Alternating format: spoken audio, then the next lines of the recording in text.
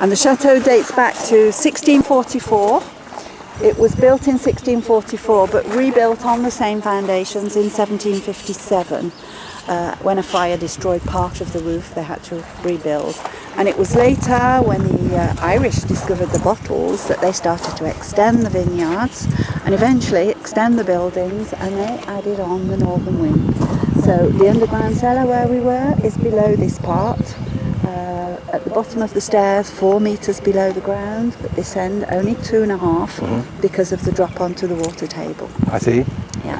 So that's how deep the underground cellar is, 2.5. 2.5 this end, and then we drop onto the water table. Explain what you mean by the Irish discovered the bottles. The first bottling was in 17-something in Bordeaux, and it was the Irish who discovered bottles. And before that, wine was sold in skins? While wine was sold in barrels, they were all transported. As soon as the wines were bought in futures, they were taken directly into Bordeaux to the wine merchants or sent off to maybe London or northern countries.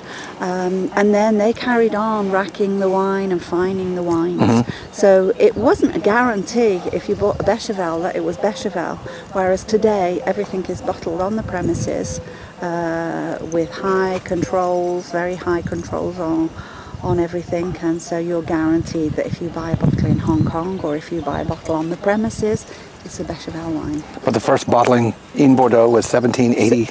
Around about 17 something. I don't know the exact date. I had no idea bottling was that recent. Yeah.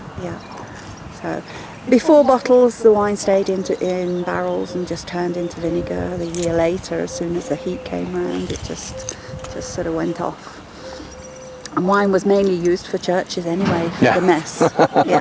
Christ's blood. Well, that'll definitely get people bums on seats. Get a mouthful of wine every Sunday. Yeah.